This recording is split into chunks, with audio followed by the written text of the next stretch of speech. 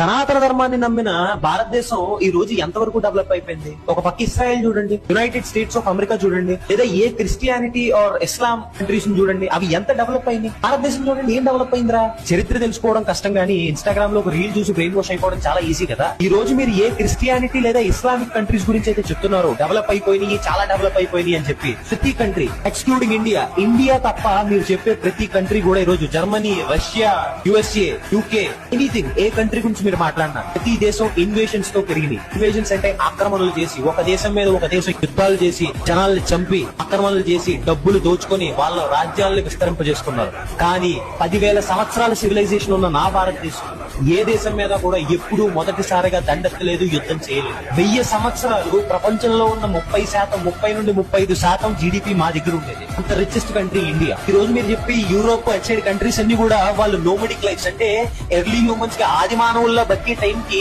మేము మా సివిలైజేషన్ లో అగ్రికల్చర్ చేసి అన్నం తింటున్నాం. వాళ్ళు గుహల్లో బతికి ఆకులు కట్టుకుని వేటాడే టైం కి మా దగ్గర బిగ్గెస్ట్ సివిలైజేషన్స్ ఉన్నాయి. That is India for you. తర్వాత 1000 సంవత్సరాలు చూసుకుంటే ముగల్స్ వచ్చారు, మన దేశాన్ని దోచుకున్నారు, ఆక్రమించారు, ఎంతో మందిని చంపేశారు, ఎంతో మందిని ఫోర్స్ఫుల్ గా ఇస్లాం లో కన్వర్ట్ చేశారు. ఇన్ని చేసిన తర్వాత 250 సంవత్సరాలు మళ్ళీ బ్రిటిష్ వాళ్ళు వచ్చారు. ఎస్టిమేటెడ్ గా ఈ రోజు వాల్యూలో చూస్తే బ్రిటిష్ వాళ్ళు 250 సంవత్సరాల్లో మన దగ్గర నుండి $45 ట్రిలియన్ ఆస్తిని మన దగ్గర నుండి తీసుకున్నారు. వాళ్ళు $45 ట్రిలియన్ అంటే ఈ రోజు చైనా, అమెరికా జీడిపి కూడా అంత లేవు. ఎంత కొలనైజేషన్ జరిగింది, ఎంత దోపిడీ జరిగింది భారతదేశం మీద. అంత జరిగిన తర్వాత కూడా ఈ రోజు we are top 4 economy on this planet. మామూలు విషయం, స్పేస్ లో, టెక్నాలజీలో, అన్నింటిలో కూడా దూసుకెళ్తున్నాం, అన్ని రంగాల్లో దూసుకెళ్తున్నాం. ఇదే భారతదేశం ప్లేస్ లో వేరే ఏ దేశమైనా 1000 సంవత్సరాలు ఈ దెబ్బ తింటే కోలుకోగలదా? ఈ రోజు 4th పొజిషన్ లో ఇండియా నిల్చున్నట్టు నిల్చోగలదా? చరిత్ర తెలుసుకోండి.